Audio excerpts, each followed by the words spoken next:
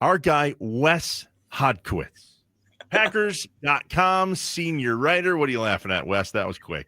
My face coming up on the screen. I'm not used to this type of technology, Trevor. I'm an old guy. This is I thought awesome. you were laughing at us. All right. No, I would never laugh at you. I see you on social media all the time, Wes. It's not. Yeah. What am I missing? Wes Hodkiewicz, Packers.com, senior writer and host, by the way, of one of the 1,732 Packers podcasts that there are. This one's called Packers Unscripted with Mike Spofford and Wes Hodkiewicz. Did you know that, Wes? Were you familiar with how many Packers podcasts there are? I was not, but you know what? If there was ever anyone that was going to sleuth that out for me, it was going to be Trevor. So I appreciate him finding that information for me for sure. Totally made up number. Totally made up. It was? Oh, yeah. Shocker. Weird. I believe what do we need to know about Monday? Well, before we get to Monday. Yeah. Is everybody okay over there after this last Sunday? What's the state of the union over there at 1265? Yeah, I think at Lambeau they are. Obviously, we haven't been in the locker room since after the game on Sunday. But, the thing about it is, guys, and you both know this, I mean, the way the NFL works, there's always going to be big injuries. There's always going to be key guys that you're going to lose at what feels like the worst part, the season that you could possibly do that. And Tucker Kraft is going to be a really difficult guy for the Green Bay Packers to replace. There's no doubt about that. But you did get Christian Watson back. It sounds like, sooner than later, Jaden Reed will be back in the fold as well. Luke Musgrave stepped up. He's been in this spot before. He's going to have to play a lot. He's only played 32% of the offensive snaps so far this year. He's going to have to take on a lot of that pass catching role that Tucker vacates. But Green Bay's depth and all these plethora of receiving weapons and players that can go with the football, it's been put in place for a reason. And unfortunately, now for the Packers, the second half of the year, they're going to have to try to maximize it. So, Wes, we've been all season long trying to figure out who the heck this Packers team is, what they are. How can we, as fans, watch this team and feel a certain way? And the Packers have made that very difficult so far to go into a football game as a fan, knowing or thinking what to expect. Yeah. We've seen them play to their competition. We've had struggling games. We've had great games. What Packers team do you think we're going to see against the Eagles? Honestly, I think we could probably end up seeing the best version of them just based on how the season has gone so far. I forget who I was. I think I was talking with, I don't know if this was Rob, but there's someone I was chatting with about this, about how last year, Green Bay, the big criticism with them was they beat all the teams they were supposed to beat, right? I mean, they swept the AFC South. They did well against the West and the NFC. But then when it was those big-time matchups, like the Eagles in the playoff game, they fell short. This year, I think this team has been a team that has shown out and showed, obviously, from day one against the Lions that they can compete with the very best, but it's been trying to put away these opponents that I think a lot of outsiders would think would be lesser than them. Obviously, we saw what the Packers were in terms of the favorites going in against Carolina. So in that way, it was a frustrating performance. But for Green Bay to be playing the Philadelphia Eagles, it is going to be a matchup at Lambeau Field, Monday Night Football, bright lights. They've yet to lose in Monday Night Football underneath Matt LaFleur.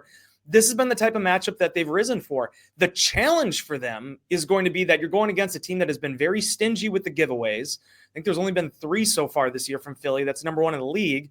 And Green Bay in the takeaway front is the second fewest with 5. So there's a lot of things that are going to be hurdles to beating a team the caliber of the Eagles. But yeah, as far as the heads or tails one week to another, I don't know how much you can actually take out of the Carolina game going into Philly. Wes Hodkiewicz from Packers.com joining us on the Wisconsin Sports Radio Network guest hotline powered by Gruber Law. One call, that's all. All right. So now if we look to Monday night, we talked earlier about the fans and their rowdiness and things not going well when Philly comes into town. But they are quite like us in terms of their schedule this year in that they have a really bad loss against the Giants. Do the Packers find value in these comparables to the points of just which team is going to show up? Or are they just going, hey, these dudes won the Super Bowl last year and they're 6-2 and we need to take this one pretty serious? Or you think fans are pissed now? Wait. So, it's funny on Monday because of what happened against the Panthers, it all was about reflecting on that game and where they fell short. Those typical Monday pressers, we typically will be able to at least push the the bar forward a little bit and talk with Matt about the upcoming opponent. We really didn't get into that very much, especially with the extra day. But that being said, I think if they probably would definitely shield towards the latter with that. When you look at what Philadelphia has done, and certainly Jalen Hurts, the Packers have seen it. We make so much out of the tush push. That was the big headline coming out of those matchups with the Eagles last year. But Jalen Hurts was very successful against them, whether it was running the ball back in Sao Paulo with his feet, whether it was some of the plays and explosives he made downfield with his arm. This is a true test. And certainly for the Packers run defense that got humbled a little bit against Rico Dowdle. Well, now you're going against one of the very best in the game in Saquon Barkley. So across the board, this is a supreme challenge for Green Bay. But conversely, if you ever wanted something that could be the Listerine to that loss against the Panthers, it would be taking out an opponent of this caliber. Mm-hmm. So a lot of people after that loss to the Panthers and now looking forward said that this was a trap game. The Panthers game was a trap game because they were looking forward to the Eagles matchup. And there was a list of things that Packers fans could complain about and focused on. But one of the biggest in that game was just the decision-making from Matt LaFleur. And I'm wondering, is that something that's going to continue to be a topic of conversation? Or if Matt just and the team just get it right against the Eagles, things get back on track? Well, not to pull up my old Mike McCarthyisms, but it is like anything, right? It's going to be a conversation until you change the narrative. And for Matt LaFleur, for this offense, they got to get back on the tracks. It's been, as Jordan Love said after the game, way too inconsistent. For as explosive as they've been and as many big plays as they've been, to have these episodes, if you want to call them that, where they just get completely shut down, or in this game against Carolina, which was just so weird in that they had 7 possessions, did not punt, almost 200 total yards on the first 3 possessions, had 3 points. It was just such an anomaly in terms of just the overall. If you put that game in a vacuum, you'd be like, okay, well, this thing is, what is this? Let's move forward. But unfortunately, you had what happened against Cleveland a month ago. You had that slow start against Arizona. So people naturally are going to think about these things. But I think for the biggest challenge that Green Bay faces offensively right now is figuring out, okay, what are we going to be as a football team, especially now that Tucker Kraft is not available. He's sort of been the safety valve, right? In a lot of ways, when they've needed something to get them going, he's been the guy that's done it. They probably don't win that game against Arizona without him, right? When you look at how he got them going offensively against Pittsburgh, that guy's out of the equation now. Okay, so who's going to be the guy that you're going to look towards? Last year, a lot of times it was Josh Jacobs. He had more rushing yards than any other running back in the first half last year. This year, that's been a struggle. It's been a struggle to have the consistent starting 5 offensive line up there in front of them as well. So it's a roundabout answer, but I think for the Packers, if you go out there and you have 2 huge opponents coming up, not only with Philly, but they could win or lose against Philly, and you have to win against New York, right? That's going to be the outside narrative. If you can build momentum through those last 2 matchups against the East, I think that is ultimately what's going to allow fans to start to be a little bit more calm and balanced with what they're seeing. Because right now, I know with our inbox and the fan outreach we have, people are just in a state of flux right now because I think what you said, they just aren't sure on a day-to-day, week-to-week basis exactly what offense they're going to see. Are they going to throw the tush push in our face for trying to ban that thing over the last offseason? I have a feeling that's going to come back to haunt us on Monday. Is that? It may come back to haunt the Packers, but I think they're going to see it regardless. This is a huge part of the Eagles' offensive identity. I've made my stance very clear on this. I've been saying this for 2 years. I think it's an unofficiable play. I know the Packers talked a lot about the safety aspect of it, and maybe there's credence to that. I don't know. But the officials can't get it right. They can't. The alignment is weird. You're seeing all these slow motion clips now. Basically, all these clips we're seeing in TV now that have been brought up on talk shows and in talking head things, we've been seeing those the last few years. It's just that finally it seems like the cameras are zooming in on it more. The full starts, the different things that are going on. It is what it is. And the one thing that bothers me about it, because I was at the owners' meetings when this got shot down or tabled, whatever you want to call it, back in March, was that there was this idea that it's a toughness thing. It's not a toughness thing. There's nobody on the Packers defense that isn't tough enough to defend the tush push. There's no one in the National Football League that's backing down from trying to defend the tush push. But it's the mockery that it became in the NFC Championship game, and it's the ability of the officials to actually be able to appropriately call it. That's where I look at it. So if the Eagles use that as a badge of honor or they use it as a bulletin board material for this week, that's fine. But on 3rd and short, 4th and short, Green Bay was going to see it regardless. I mean, it's up to the Packers now to try to find a way to stop it. In the game against Carolina, Wes, everyone was focusing on the offensive struggles, mostly because Carolina still didn't put up a ton of points. Yeah. That being said, we also saw that Micah Parsons didn't have a lot of pressure. The defense in general wasn't pressuring the quarterback a whole bunch. How the defense itself has been very inconsistent. How do they get that back on track? That has nothing to really do with a Matt LaFleur decision playbook call. How does that get fixed? I would push back slightly on the very inconsistent thing with the defense. I actually think the defense has been relatively consistent. I think the issue has been some of obviously the fourth quarters, trying to close out games and that sort of thing. And obviously this dink and dunk offense that they've been seeing a lot throughout the course of the year.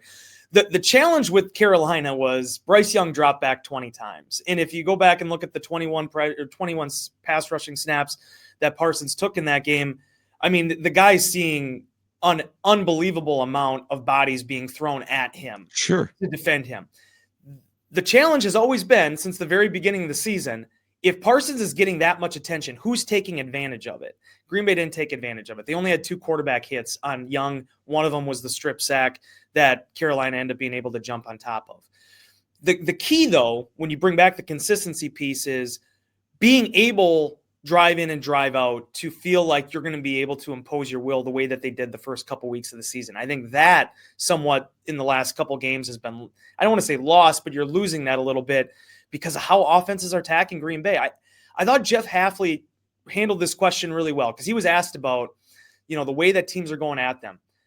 You're going to have short drives. You're going to have short plays. You're going to have teams trying to be very high percentage with the ball. That's going to lead to less takeaways. That's going to lead to less sacks. If you can keep them off the board, that's great. That's ultimately what it comes down to. How many points are on that scoreboard at the end of the game? But if it's not happening, that's where it's going to be who's going to step up and make their presence known on top of Micah Parsons. Because I think Parsons right now, the level that he's playing at is a defensive player of the year level when you look at the amount of attention he's drawing. But defensively, the other 10 guys on the field, how do you take advantage of what offenses, the respect that they're showing Parsons? Wes Hodkiewicz, senior writer, Packers.com, on the Wisconsin Sports Radio Network guest hotline, powered by Gruber Law. One call. That's all. One more, and then you're out of here. Very simple. One more, and I'm all. Will Jair Alexander appoint himself captain against the Packers? Oh man, I'm curious to see. Honest to goodness, this is no shit. I'm really curious to see if Ja plays. I don't really know what happened in Baltimore, but I obviously read the tea leaves and saw the tweets and those type of things, and it did kind of somewhat feel like a continuation of what was happening in Green Bay the last year or so. Yeah, I wish the best for Ja. I've said this over and over and over again. After this week. Yeah, for sure. After this week, right? Yeah. Clarify. Yeah. Jair Alexander is a good dude. I've said it for years. I mean, he is a good, well-meaning dude. As far as what this whole thing has been the last 2-3 years, I don't understand it. I never was able to really get my finger on it. I thought maybe after the fiasco in Carolina 2 years ago that maybe that would solve everything. It didn't. And obviously it was a very unique, weird situation that unfolded with the Ravens. So he wasn't playing very much. From what it sounded like when he did play, he wasn't playing particularly well. So what can he offer to the Eagles? We'll find out. But yeah, I would imagine this time, Trevor, Ja probably keeps himself on the sideline for that coin toss. Goody's got a magic 8-ball that works. Does it not seem like he can tell the future with a lot of these guys, whether it's Rodgers or Ja or Jordy Nelson? I mean, this goes back a minute where Goody just seems to get the timing of these things really right. It's hard to do. It's not easy because the natural tendency is, even if a player is slipping, to want to hold on to all that positive energy and what they contributed and, being able to maintain that, right? Hoping that you're going to pull something back out of it. And a lot of times it doesn't end very well, and it ends sometimes even worse than when you have to just cut and move forward. Obviously, the Jordy situation was a little bit different because there was some stuff with Rodgers as well. But, yeah, I think the Packers don't cut players very often, and they don't really do that type of thing very often. But even last year with the trade with Preston Smith, I mean, there was just kind of this feeling of when it might be time to move forward. And for Green Bay, I think with this defense and just honestly, dude, knowing what's going to happen on Sunday, right? There were so many times where with Jai it was Friday or Saturday and we weren't sure, or sometimes it looked like he was going and then he wouldn't. They've in some ways been able to kind of resolve themselves of that this year. Hey, you want to jump on Tuesday morning at 6:15 a.m.? Oh, no? God. 6:15? Yeah. You're telling us. Oh. You're telling us. That's the gimmick? You guys, that's when you have to get this thing on the road here? No, earlier than that, 6 a.m. 6 a.m. I might pull an all-nighter. I don't know how else to do it. I don't think that's a good idea. I won't be able to talk sleep in the well. studio is what you do. Not doing it. Need a CPAP. There's an outlet right there. I got it. Wes Hodkiewicz. 8 o'clock. 8 o'clock's early for me, so I sympathize with you guys. I'm sorry. 4 a.m. somehow. All right, brother. Thanks for jumping on this morning. Appreciate you, WesHodkiewicz, Packers.com. We'll chat soon. Thank you, guys.